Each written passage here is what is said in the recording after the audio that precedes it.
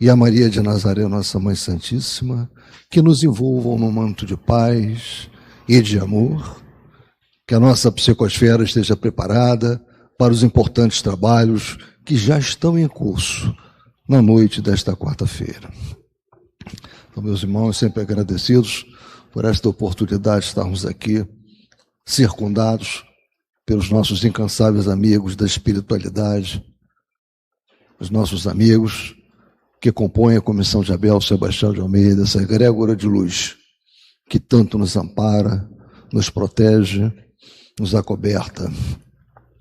Então, meus irmãos, agora nós vamos ler uma página preparatória do nosso ambiente, vai nos permitir, ficarmos mais focados com relação ao trabalho, melhora muito a ambiência. Essa página está sendo extraída de Caminho, Verdade e Vida, É uma obra ditada pelo benfeitor Emmanuel ao nosso querido e saudoso Chico Xavier. Capítulo 70, Poderes Ocultos. E começa com a citação de Marcos, capítulo 6, versículo 56. E onde quer que ele entrava, fosse nas cidades, nas aldeias ou nos campos, depunham os enfermos nas praças e lhe rogavam que os deixasse tocar, ao menos na orla do seu vestido, e todos os que nele tocavam, saravam.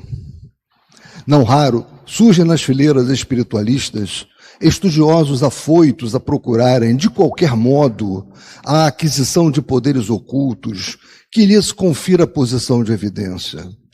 Comumente, em tais circunstâncias, enchem-se das afirmativas de grande alcance, o anseio de melhorar-se, o desejo de equilíbrio, a intenção de manter a paz, constituem belos propósitos. No entanto, é recomendável que o aprendiz não se entregue a preocupações de notoriedade, devendo palmilhar o terreno dessas cogitações com a cautela possível. Ainda aqui, o Mestre Divino oferece a melhor exemplificação. Ninguém reuniu sobre a terra tão elevadas expressões de recursos desconhecidos quanto Jesus. Aos doentes, bastava tocar-lhes as vestiduras para que se curassem de enfermidades dolorosas.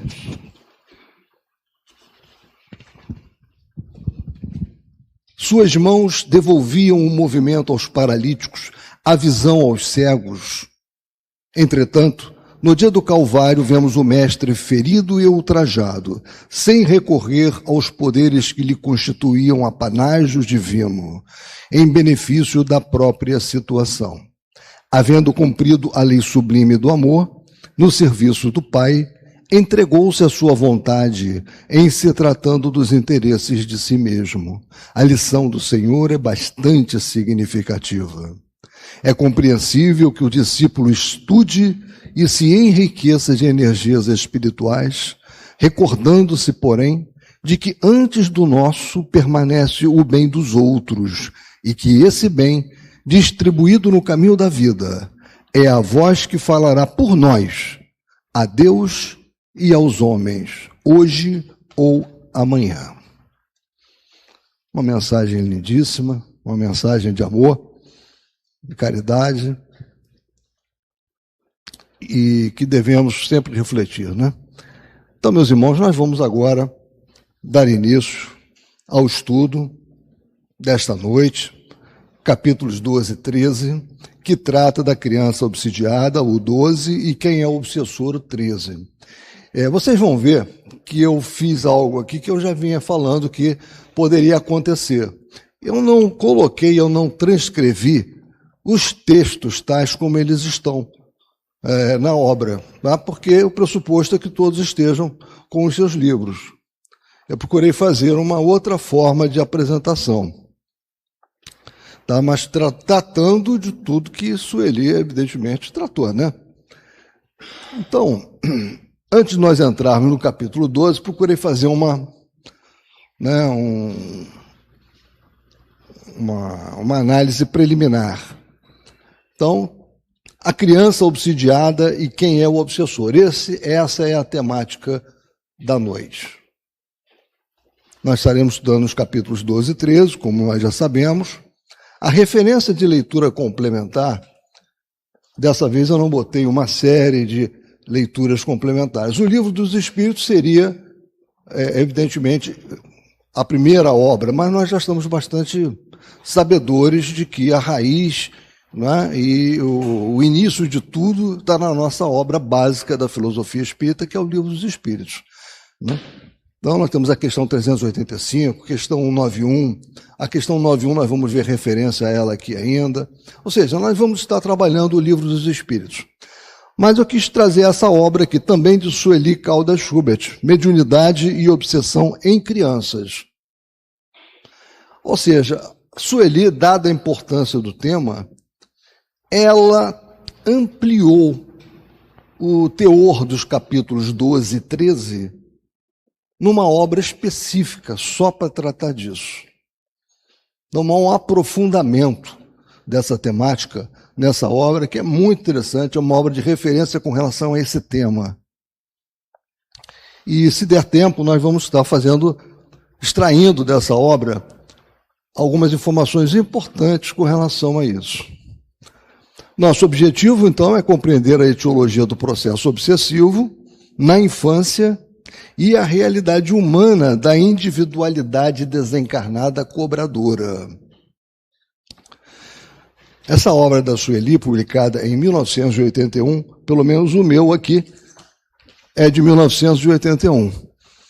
Ela tem uma edição nova que é mais bonita, tem uma capa mais bonita, ela é maior, letras maiores, mas essa é a edição de 1981. Condensa essa rica vivência prática das reuniões de Sueli nos ambientes de desobsessão. Ela começou muito cedo, né? Ela começou com 17 anos, ela já era presidente do grupo juvenil, do grupo de jovens, né? No centro espírita onde ela frequentava. Ela começou com 14 anos. Então ela teve uma vivência muito grande com a doutrina espírita, com a prática, e ela está nos trazendo um pouco dessa vivência nessa obra. Então, nós nos propomos analisar as raízes profundas do intercâmbio mental negativo, desfazendo visões superficiais sobre a aparente inocência infantil e sobre o suposto caráter demoníaco dos obsessores. Como eu falei ainda há pouco, né, a nossa fundamentação está sempre radicada em Kardec. Então, nós vamos ver que vamos falar muito de afinidade, né? Porque falar em obsessão é falar em afinidade também, né? Então, uma coisa importante a nos lembrarmos, teríamos muitas frases para citar. Como nós estamos desenvolvendo um estudo às quintas-feiras sobre a Gênese, e nós estamos exatamente no capítulo 14, eu achei interessante. O que me veio, a primeira ideia foi trazer uma frase da Gênese. O pensamento se reflete no envoltório perispirítico como num espelho. Toma nele corpo e aí, de certo modo, se fotografa. Onde nós encontramos essa frase de Kardec? No capítulo 14, tem 15 da Gênese. Porque isso vai mostrar, mais adiante, que nós não podemos evitar que os nossos irmãos desencarnados saibam daquilo que nós estamos pensando, daquilo que nós desejamos, daquilo que nós mais nutrimos. Porque quando nós estamos desejando, né, estamos pensando aquilo como que se reflete na nossa tessitura perispirítica. E é possível, né, que um outro irmão desencarnado esteja ali observando, e nós não vamos enganá-lo. Ou nós somos bons, ou nós temos bons princípios, ou isso vai ser identificado. A outra mensagem que eu acho importante para esse trabalho de análise dos capítulos 12 e 13 é essa frase de Kardec, também na Gênese, que é uma obra que deve ser para nós também uma obra de referência. Se alguém disser, eu não tenho tempo de ler a Gênese, não vou poder, leia o capítulo 14. Pelo menos. A obsessão decorre sempre de uma imperfeição moral, que dá ascendência a um espírito mau. Ou seja, nós vamos ver mais adiante que o processo obsessivo pressupõe raízes no passado e imperfeição moral. É um processo bilateral.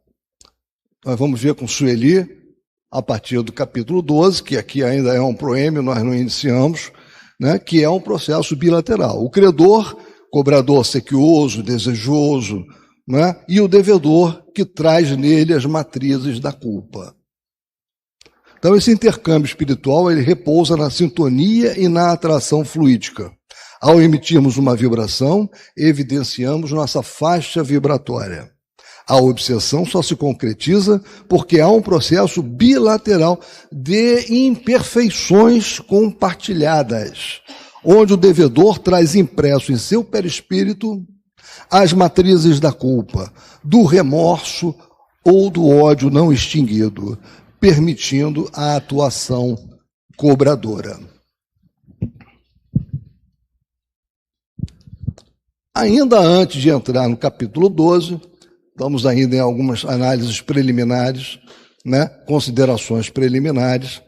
Esses dois capítulos, eles trazem para nós reflexões sobre os mecanismos transgressivos do berço ao cobrador. O que é isso? Os mecanismos obsessivos, eles se transferem de uma existência para outra. E nós vamos ver isso nas elucidações que a Sueli nos traz. O interregno da desencarnação-reencarnação promove mutação de posições. Vítima, algoz, vítima. Aquele que hoje encarnado está sendo vítima. Se isso não for resolvido, na desencarnação dele, quando estiver na erraticidade, ele poderá estar praticando a vindita, também assumindo a posição de um cobrador, de um obsessor. Então, ou seja, devemos lembrar disso também quando analisamos um processo obsessivo. Schubert destaca que os dramas do pretérito não se apagam pelo passe de mágica da morte material. Muitas vezes, os litigantes alteram temporariamente as posições de atormentado e atormentador no contínuo da vida, fazendo com que a infância e a idade adulta se tornem palcos imediatos de reajustes imperiosos. E aí nós vamos entrar, então, nessa questão da criança na condição de obsidiada, que é o capítulo 12. Quem estiver com a obra, lembro que aqui eu não estou reproduzindo, como acontece normalmente aqui, o texto integral. Esse aqui, por sinal, está, né? Aliás, não é racional considerar-se a infância como um estado normal de inocência. Não se vê em crianças dotadas dos piores instintos numa idade em que ainda nenhuma influência pode ter tido a educação? Sueli extraiu essa frase, esse pensamento, essa informação do Livro dos Espíritos, da questão 199. 199A, ou em edições como essa que está aqui, é simplesmente a continuação da 199. É um dos parágrafos da 199. 199A é na FEB, naquelas obras que foram também traduzidas por Herculano Pires. Então, nesse capítulo 12, Sueli, ela quer nos trazer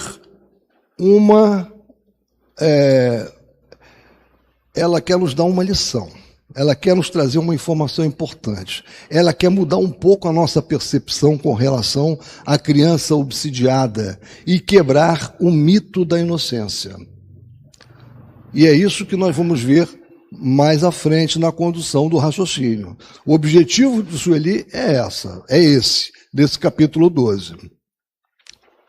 Então, ela nos faz lembrar que a infância é um estado transitório do espírito pré-existente. O que ela quer dizer com isso, né? Conceito tradicional de espírito é o ser pensante e sobrevivente ao corpo, né? Ou seja, espírito é o ser pensante e sobrevivente ao corpo, e que a matéria retorna incontáveis vezes pelo processo palingenético, pela reencarnação, né? A precoce perversidade, né, da criança, no caso, denuncia a inferioridade pregressa do espírito. Está amarrado com essa primeira elucidação que nós obtemos no Livro dos Espíritos, na questão 199. A precoce perversidade, quando identificada, ela denuncia o que? A inferioridade pregressa do espírito. Outra coisa que nós precisamos sempre lembrar que é normal isso, nós temos esse compadecimento, a comoção diante da dor infantil. E no texto de Sueli, Calda Schubert, ela comenta sobre isso. Ela fala que é muito normal nós nos sensibilizarmos muito com relação às dores, né, das crianças, com relação a esse processo, mas é importante também que tenhamos uma visão de que aquela criança que está conosco, que está na nossa família, é um ser multimilenar. E por que eu digo isso? Nós aqui, na pátria material, né, quando encarnados, nós temos uma certidão de nascimento. E essa certidão de nascimento, ela nos permite aferir a nossa idade. Na pátria espiritual, que é a verdadeira pátria, como nós sabemos, não tem certidão de nascimento. A idade dos espíritos se perde na noite dos tempos. Muitas das vezes, mas muitas mesmo, aquela criancinha que está conosco, ela tem muito mais idade cronológica, considerando o plano espiritual, do que nós. Traz uma bagagem muito maior do que a nossa.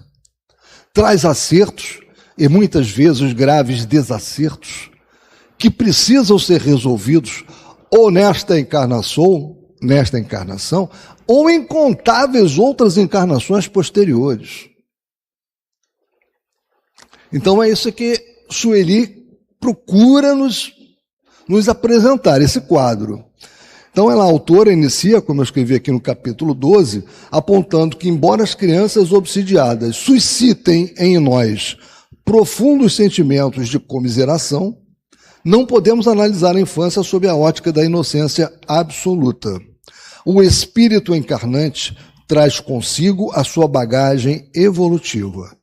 A manifestação precoce de maus instintos decorre da inferioridade da própria alma e não da educação atual. Segunda-feira e na semana passada, nós tivemos muitas considerações sobre filhos, sobre pais, não é? Em que essa questão da criança, né, do espírito que reencarna na família, foi bastante tratada, foi bastante conversada por aqueles que aqui vieram, né? Sueli também procura falar para nós sobre o que eu coloquei aqui como sintomatologia infantil, né? Manifestações e alívio corporal pela reencarnação. O que é isso? Ela nos fala dos obsidiados de berço, crianças torturadas, irrequietas, irritadas e padecentes de males sem diagnóstico. Nos mostra que esse novo corpo que ela está usando, ele atenua as torturas da consciência calcinada pelo remorso ou ódio. De quê? De um passado.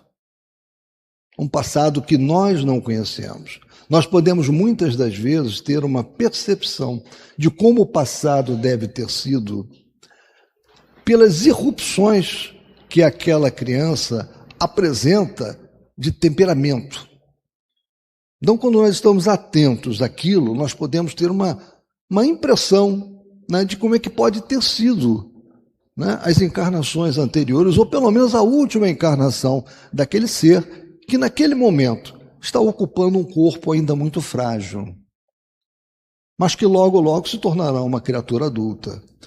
A partir da sua adolescência, nós começaremos a ter a eclosão da personalidade daquele espírito. Porque quando ele vem para a nossa família, ele recebe alguns traços genéticos, claro, em termos de corpo, ele recebe muito dos pais, mas a personalidade dele é toda dele. E aquilo, aos poucos, vai desabrochando com o tempo. Até os 7 anos, ele ainda está muito ligado, né, ao processo reencarnatório dele. Ainda tem muita influência, são os amiguinhos ocultos, né? Quem já leu aquela obra da Elisabeth Desperance, O País das Sombras, né? É muito interessante, porque ela mostra essa situação dela, quando ela retrata quando ela era muito jovem ainda, muito criança, e ela tinha esses amiguinhos ocultos, e os pais não davam a mínima importância para aquilo, muito pelo contrário. Tentavam a todo custo desestimulá-la daquilo, mostrar que aquilo não existia. E ao longo desse livro, No País das Sombras, nós vamos vendo que o que ela retrata ali é o que nós vemos de relatos em muitas das famílias. Então é um livro que vale a pena para quem puder adquirir ou ler, pegar na nossa biblioteca emprestado, de Elisabeth Desperance, No País das Sombras. E a reencarnação, ela nos mostra que é uma bênção que é dada àquele espírito e uma oportunidade sagrada de refazimento. Porque quando ele encarna nesse novo corpo, ele tem um alívio expressivo provocado pela encarnação. Porque muitas das vezes, como ela disse, usando o termo dela, ele estava ali calcinado por uma situação terrível de envolvimentos tenebrosos no plano espiritual, e ele precisaria se retemperar, e ele vem aqui para a carne para que isso possa acontecer. Então ela nos faz uma referência, ela, Sueli, né, do caso Leonel e Alcina, que está na obra Dramas da Obsessão, ditado por Bezerra de Menezes. Existem os chamados obsidiados de berço. São pequeninos que já nascem irrequietos ou aprisionados a visões apavorantes. Schubert esclarece um paradoxo consolador. Conquanto a existência terrena seja dolorosa para a criança, o corpo físico funciona como um amortecedor, atenuando os sofrimentos e o remorso que a alma experimentava em espírito antes de reencarnar.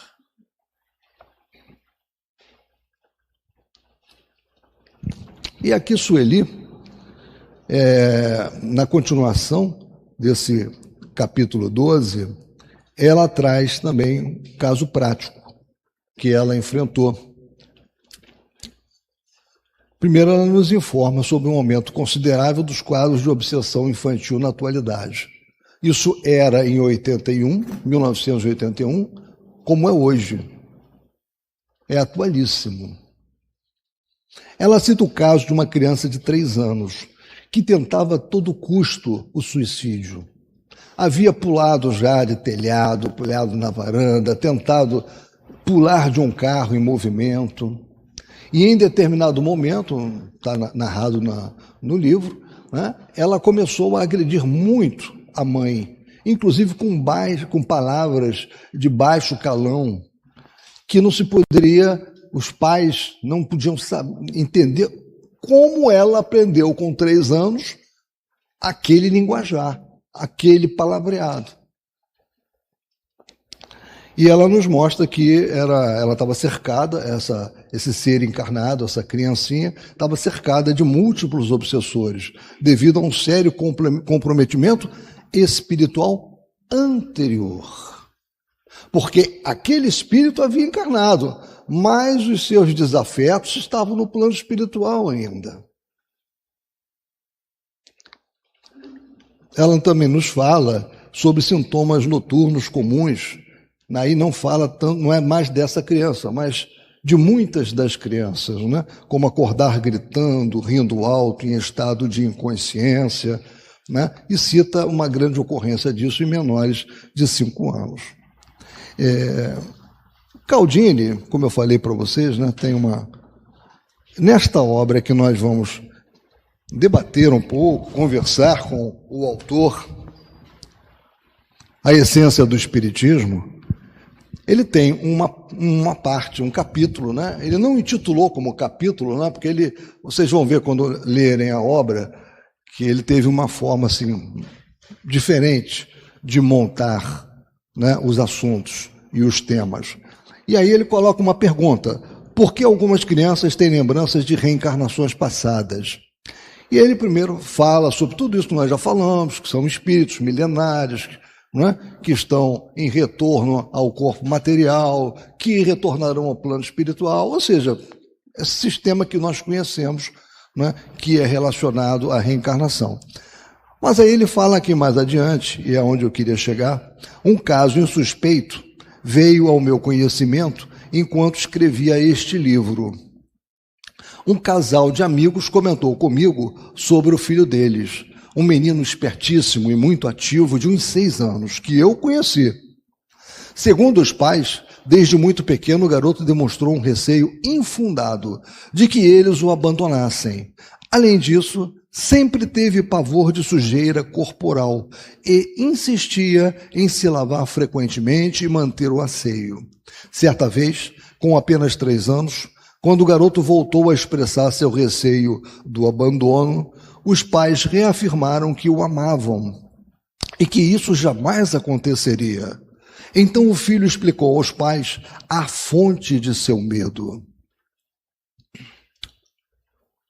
Sabe, na minha outra família, disse ele, a que eu tive antes de vir morar com vocês, eu vivia num lugar muito pobre, cheio de lama, e estava sempre muito sujo. E essa minha outra família me abandonou. Me deixaram sozinho, morando na rua. Aí, depois, eu escolhi vocês como meus pais. Pedi a Deus que tivesse como mamãe a moça de cabelo enrolado e como papai, aquele moço alto. Passado algum tempo, ocorreu outro fato curioso. Durante uma briga corriqueira com os pais, o garoto disse que ia embora de casa e pediu uma caixa de papelão, dizendo que era para dormir ao relento. A interpretação dos pais é que o garoto de fato reencarnou entre eles depois de uma dura vivência de abandono nas ruas. Esse depoimento foi muito importante para mim no caso, o autor, Alexandre Cialdini Neto, pois veio de um casal que conheço e admiro. Ambos são altos executivos, pessoas muito cultas, não são ingênuos nem crédulos, e não são espíritas, mas católicos praticantes.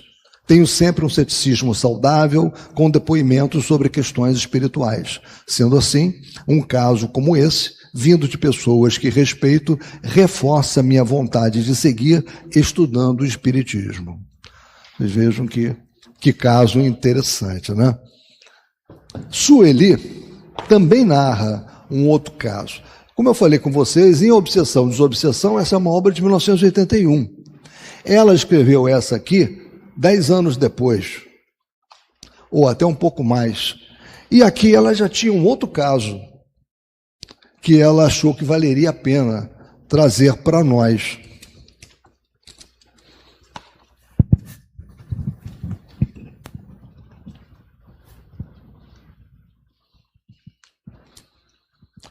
Ao longo dos anos, diz Sueli, temos acompanhado muitos casos de obsessão na infância, como também de assédios de espíritos perseguidores, provocando reações sofridas nas pequenas vítimas de hoje.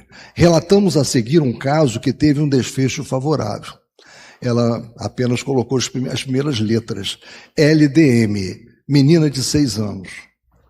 compareceu com a mãe à Sociedade Espírita Joana de Ângeles. Esta informou que a filha era hiperativa, com um gênio muito difícil e que, inclusive, dizia não gostar da própria mãe. À noite, desde muito pequena, gritava, chorava.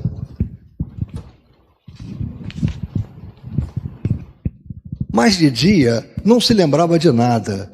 Ultimamente, porém, LDM passou a dizer que via junto à sua cama uma mulher muito feia, a lhe dar ordens, até mesmo falando que deveria infernizar a vida dos pais, em especial a da mãe, pois que esta era muito má. A menina contou o fato ao pai e este à esposa. De início procuraram uma psicóloga, porém, houve pouca melhora.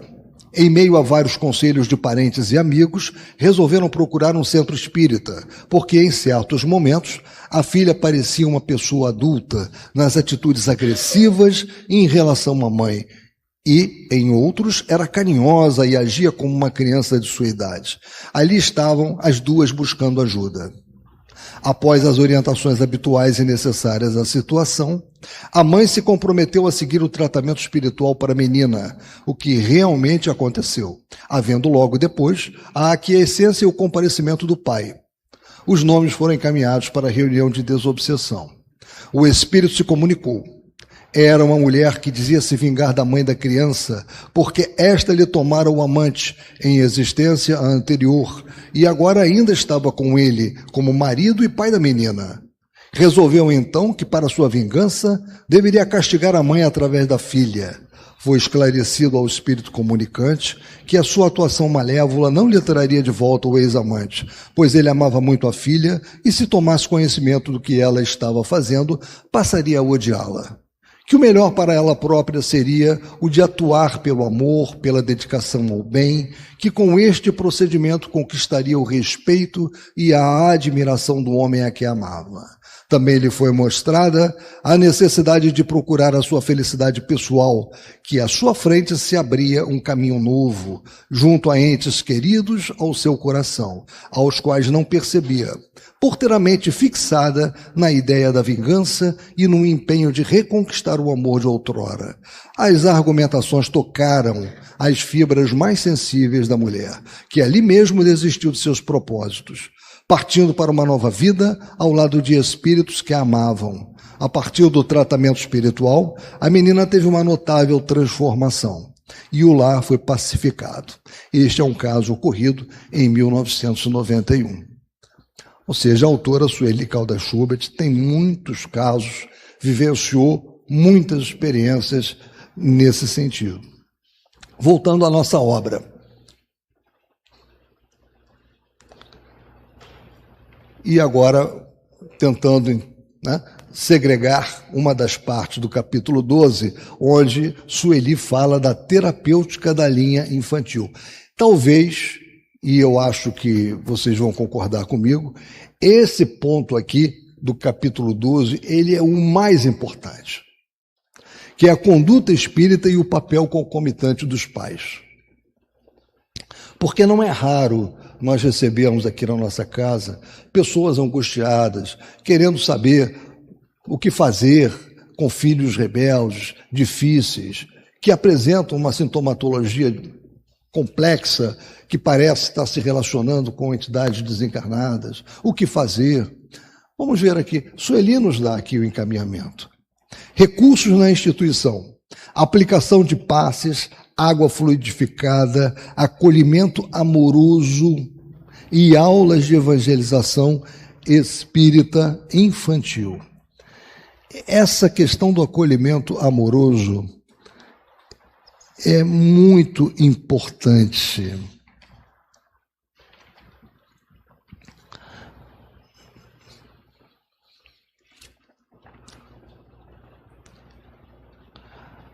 Eu estava procurando aqui, na obra, um ponto em que ela fala sobre a importância do amor, como o amor é importante.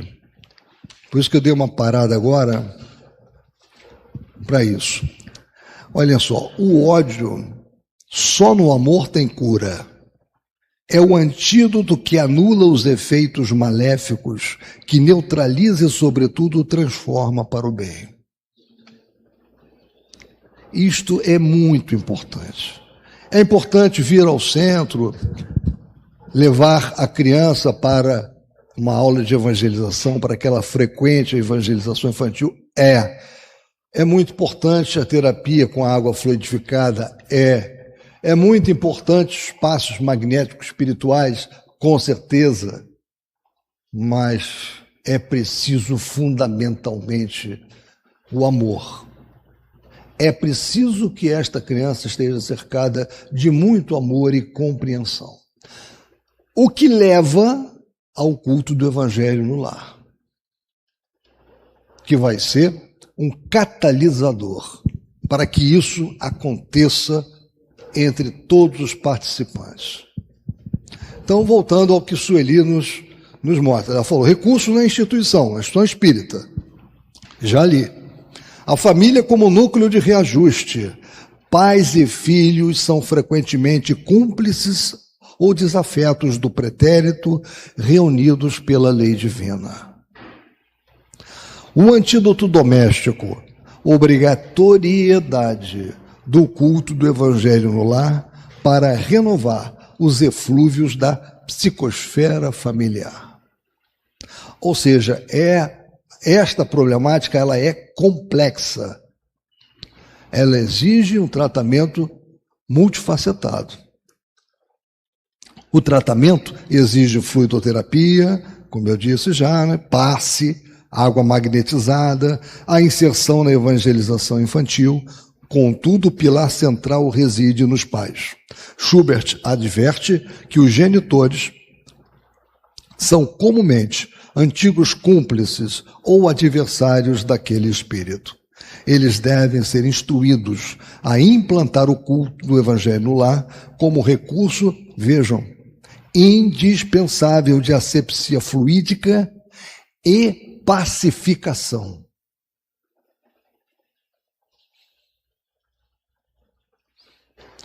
Aqui vocês vejam que essa parte da terapêutica que ela nos traz é, como se costuma dizer, né? Coloquialmente, é a cereja do bolo, do capítulo 12.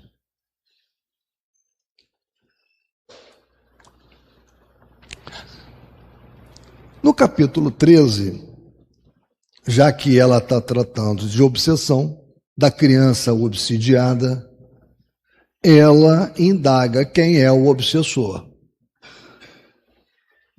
E ela também procura quebrar uma ideia que se costuma ter quando se fala de obsessor. Nós vamos ver aqui. Ou seja, é o que eu coloquei como desmistificação do perseguidor. Ele é bonzinho? Não, ele não é bonzinho. Não é disso que nós iremos falar. Obsessores visíveis e invisíveis são nossas próprias obras, espinheiros plantados por nossas mãos. Nós estamos nos machucando com os espinheiros que foram plantados por nós. Aquela vítima da obsessão plantou um espinhão antes, com os seus comportamentos, utilizando-se do seu livre-arbítrio. Então, isso foi extraído de Seara dos Médiuns, é um livro de cabeceira para todos nós que atuamos direta ou indiretamente na seara mediúnica, quer como apoiadores, quer como médiuns que estão ali exercendo a tarefa em mesa de desobsessão, né? Os seus respectivos dialogadores. É muito interessante. Esse capítulo daqui, aonde foi tirado essa frase, eu gostaria de ler, se nós tivermos tempo, porque é muito esclarecedor. Emmanuel tem um capítulo desta obra, onde foi tirado isso, que fala sobre o obsessor. O obsessor não é um monstro teratológico das trevas, nem um condenado eterno. Uma pessoa como nós, Alguém que privou da nossa intimidade, por vezes um antigo afeto ou cônjuge. Um irmão desesperado pelas crueldades que outrora recebeu de nós. No capítulo 13, Sueli Schubert humaniza a figura do obsessor. Ele não é um demônio ou criatura estranha. É alguém que compartilhou nossa convivência no passado, a quem ferimos mortalmente ou traímos. O véu do esquecimento trazido pela reencarnação nos protege, mas perseguidor permanece fixado no instante exato da agressão sofrida. E ele passa a ter uma monoideia com relação àquela necessidade de desforrar-se. Como se o tempo tivesse parado naquele momento. Nós vimos isso aqui nos domínios da mediunidade já. Obra que precedentemente nós estudamos, né?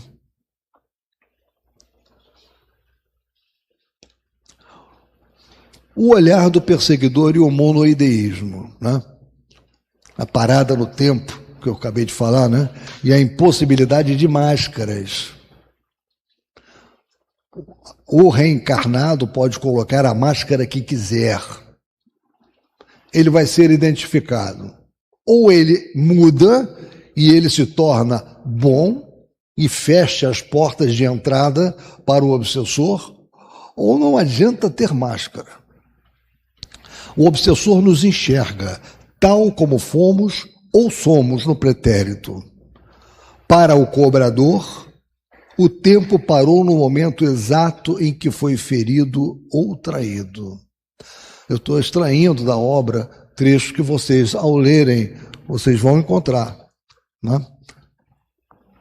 Monoideísmo é aquela ideia fixa de vingar-se, que oblitera o raciocínio amplo. Ou seja, é como se fossem antolhos. O obsessor passa a ter aquele ponto fixo e ele persegue aquele ponto fixo. O sofrimento do obsessor agrava-se na proporção das torturas que inflige a vítima. Sem dúvida. Aquele que faz o mal é como aquele que coloca uma taça de veneno para outro beber. Ele também vai estar e acaba bebendo na frente. Ele também sofre. Ele pratica o mal, ele se fixa, ele perturba, mas ele também fica atingido. O mal como geratriz de desequilíbrio, frustração e insuportável solidão. O obsessor não se ilude com a nossa aparência atual ou com as nossas máscaras sociais. Ele nos reconhece pelo padrão vibratório do passado. Paralisado no monoideísmo, a ideia fixa da vingança, ele ignora o progresso cósmico.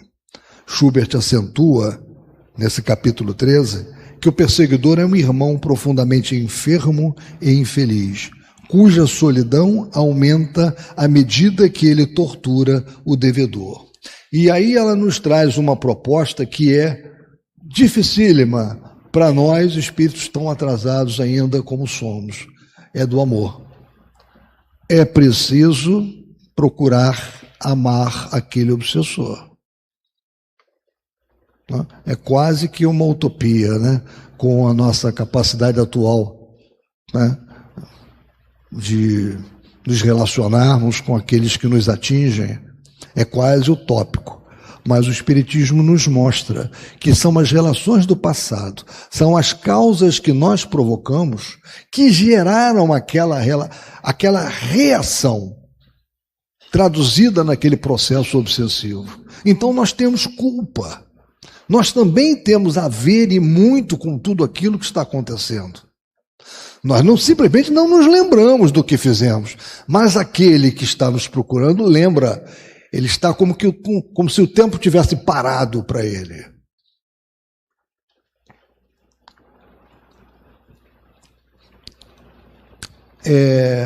A Sueli, ela nos fala sobre a atuação inconsciente pelo apego e o afeto doentio, que isso também é caso de obsessão.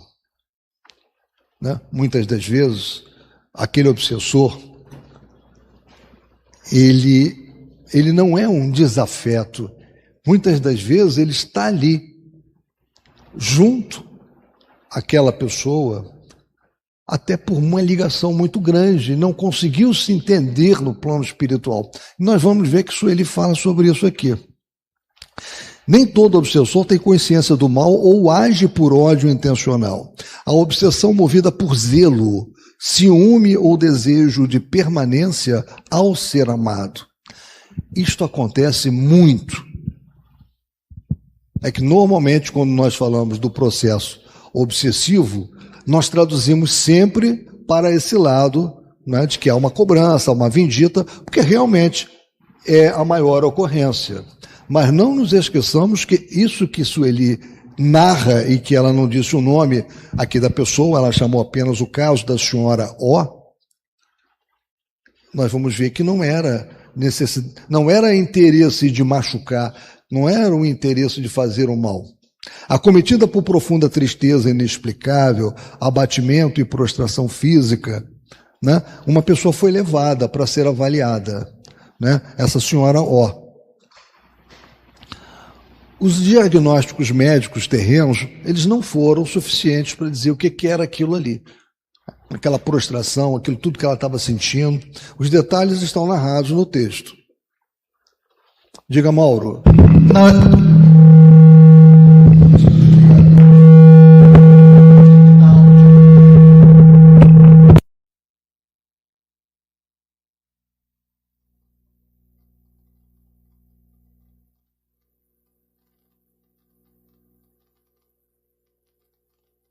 Sim.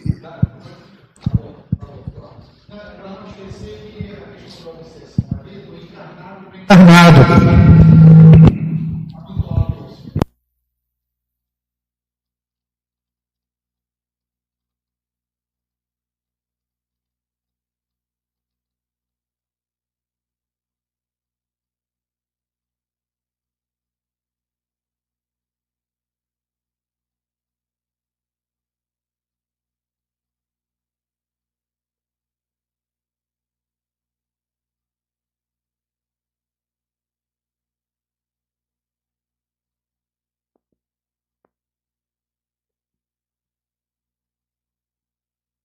Ele é de uma pessoa desencarnada, que nós vamos ver mais adiante.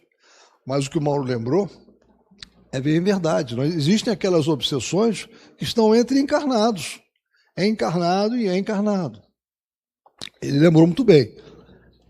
Aí, qual foi a causa identificada, né, quando ela procurou um centro espírita, essa senhora O, né, para saber o que estava acontecendo? Foi um acompanhamento fluídico estreito de sua irmã recém-desencarnada. Ou seja, ela tinha uma ligação profunda com a irmã desencarnou e continuou junto a ela. Motivação, apenas afeição e despreparo total perante o fenômeno da morte.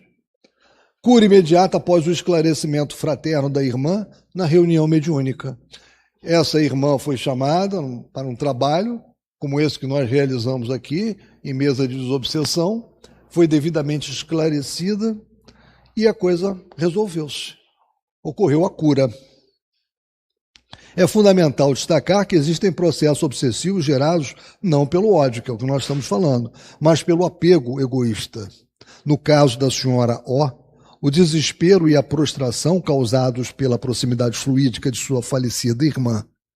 Esta, sendo um espírito bom, mas completamente ignorante de sua condição espiritual, sugava-lhe as energias por desejar prosseguir ao seu lado, demonstrando o total despreparo das criaturas diante da morte.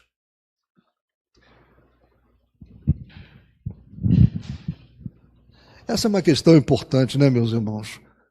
Quem de nós aqui está completamente preparado para desencarnar? Não vale você falar, tá, Alcírio? Eu sei que você vai ser o único que vai levantar a mão aí e dizer que você está preparado para desencarnar, né, se for necessário agora, tá? excluindo o Alcir, alguém mais aqui tem condição de dizer que está absolutamente preparado para desencarnar, se for necessário agora? Eu não estou, né? E isso independe de você conhecer, né? Nós podemos falar, estudamos, né, a doutrina espírita, ela nos esclarece muito. Mas entre você conhecer e você estar totalmente preparado para desencarnar, para largar o corpo físico, vai um espaço muito grande que varia para cada um de nós, né? Por isso que tem algumas sociedades iniciáticas que têm um lema em alguns graus que fala o seguinte: se queres bem viver, prepara-te para a morte. E há um profundo trabalho sobre a morte para aqueles que estão sendo iniciados naquele determinado grau, dada a importância da morte, né? E nós aqui trabalhamos muito o fenômeno da morte, né? Na doutrina espírita, muito, com o esclarecimento, com essa luz solar que a doutrina espírita nos trouxe. Não existe hermetismo, não existem, né, graus para se alcançar, para que se possa saber determinadas coisas. Está tudo à nossa disposição na doutrina espírita.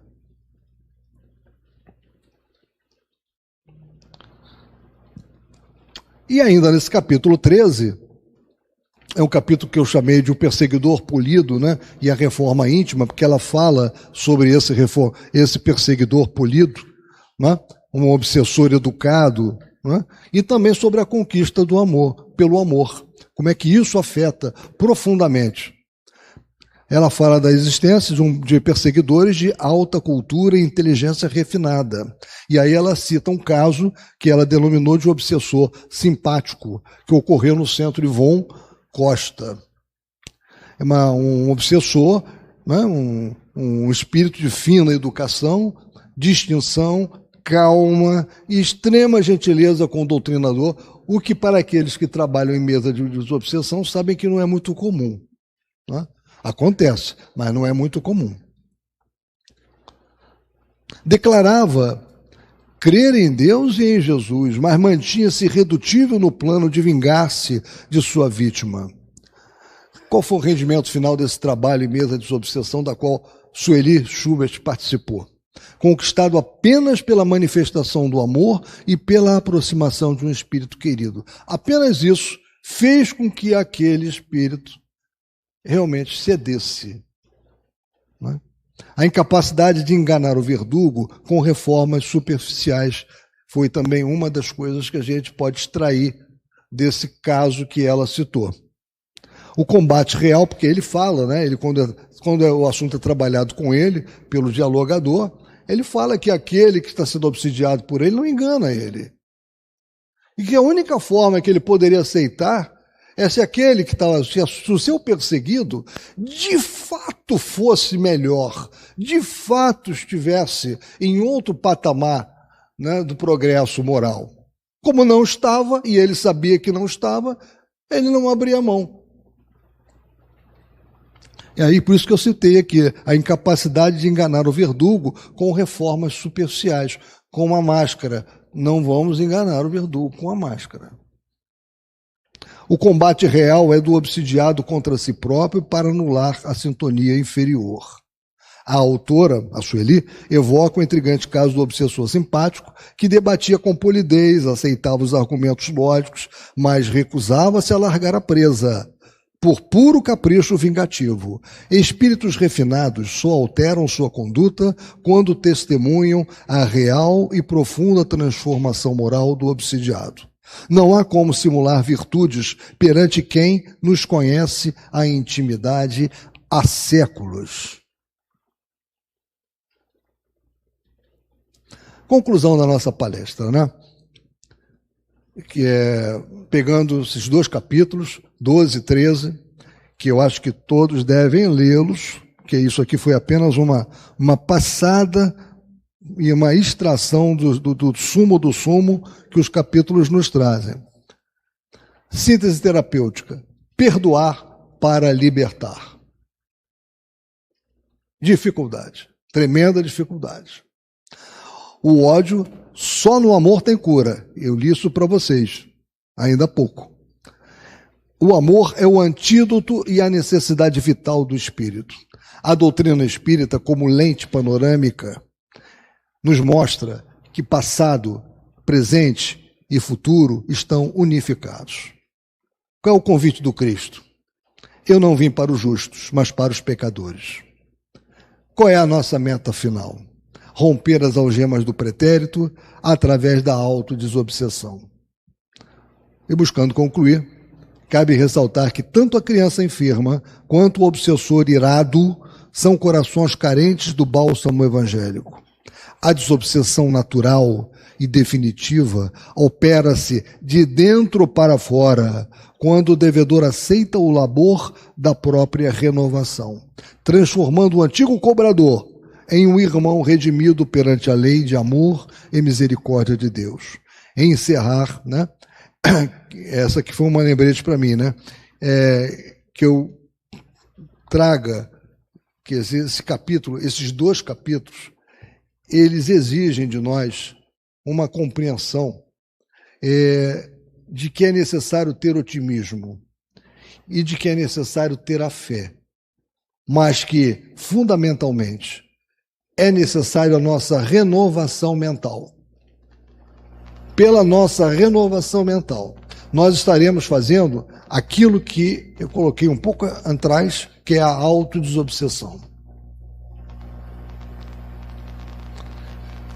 E aqui, como nós costumamos fazer, faltam 2 minutos, eu acho que a gente consegue vencer, né? Já que eu não li, né, o texto todo, que eu acho que todos devem ler, né? Sugiro. Foi algumas perguntas. De acordo com o Espiritismo, por que a infância não deve ser considerada um estado normal de inocência absoluta? A. Porque as crianças são influenciadas unicamente pelos erros da educação dos pais. B. Porque o corpo infantil abriga um espírito pré-existente, cujos piores instintos precoces denunciam sua inferioridade pregressa. E C. Porque os obsessores atacam as crianças apenas por maldade, sem que haja qualquer ligação com o passado delas. É a B, né? Indubitavelmente, né? Qual é o paradoxo consolador que a reencarnação oferece à alma de uma criança que nasce sofrendo sob severa obsessão? O esquecimento temporário apaga definitivamente todos os seus débitos do pretérito. Tá. O Alcir já está me dizendo ali que chegou na nossa hora. Eu só vou terminar então esse aqui. A criança fica imune a novas influenciações espirituais até atingir a maioridade. E C. O novo corpo físico funciona como um amortecedor fluídico, atenuando as torturas e o remorso que a alma experimentava em espírito antes de renascer. Eu ouvi? C. Essa é a resposta certa. Bem, pessoal, teria mais algumas perguntas, mas o nosso horário chegou, temos que estar sempre lembrando da necessidade do horário. Eu agradeço a todos.